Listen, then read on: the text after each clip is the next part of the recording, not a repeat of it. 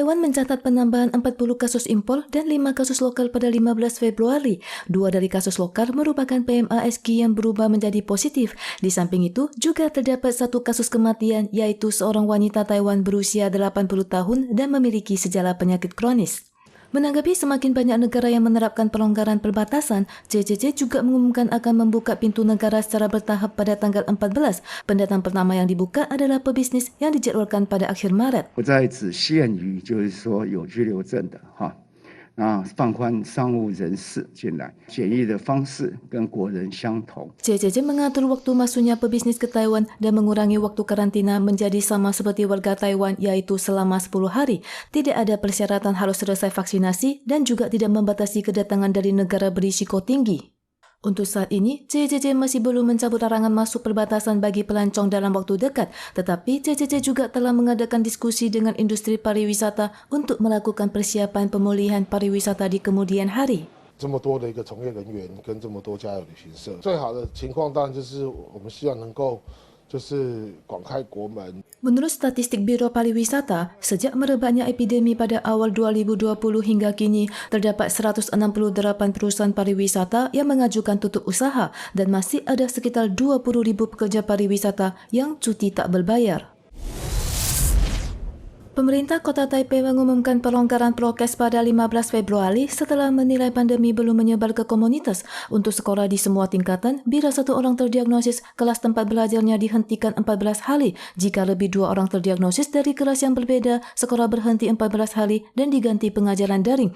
Ruang terbuka untuk umum sekolah SMP ke atas juga dibuka untuk umum. Saat ini, ruang umum SD masih ditutup.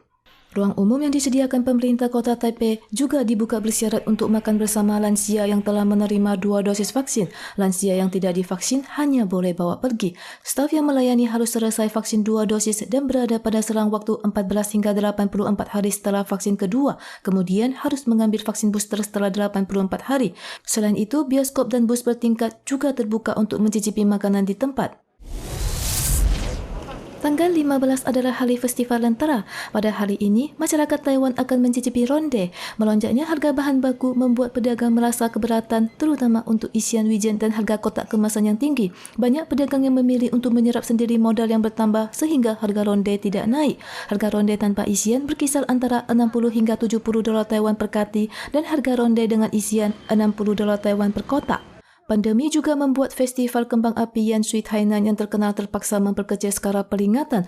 Arakan mikoshi diperpendek dan warga dilarang untuk membakar petasan dan kembang api di jalanan. Diganti dengan pelepasan 60 benteng petasan di 15 tempat yang diantaranya terdapat sekitar 2 juta petasan yang akan dilepaskan pada pukul 9 malam di lapangan SMP Yanshui.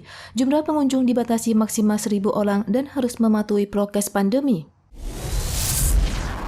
Ketegangan hubungan Rusia dan Ukraina semakin memburuk. Media AS melaporkan bahwa intelijen AS berpendapat bahwa Rusia akan mengerahkan pasukannya pada tanggal 16, tetapi Pentagon masih belum mengonfirmasi laporan tersebut. We believe that a major military action could happen any day now. Selain meminta warganya untuk meninggalkan Ukraina sesegera mungkin, Amerika Serikat kembali mengirim pasukan tambahan ke Polandia pada hari Minggu. Pada hari yang sama, Presiden Biden juga telah membahas krisis ini dengan Presiden Ukraina Volodymyr Zelensky via telepon. Sementara itu, Kanselir Jerman Olaf Scholz masih berupaya melakukan mediasi diplomatik dengan Presiden Ukraina di ibu kota Kiev pada tanggal 14. Dan pada tanggal 15, Kanselir Jerman kembali beranjak ke Moskow untuk bertemu dengan Presiden Rusia Vladimir Putin. Hubungan antara kedua negara telah memburuk sejak pendudukan Rusia atas Crimea, Ukraina pada tahun 2014.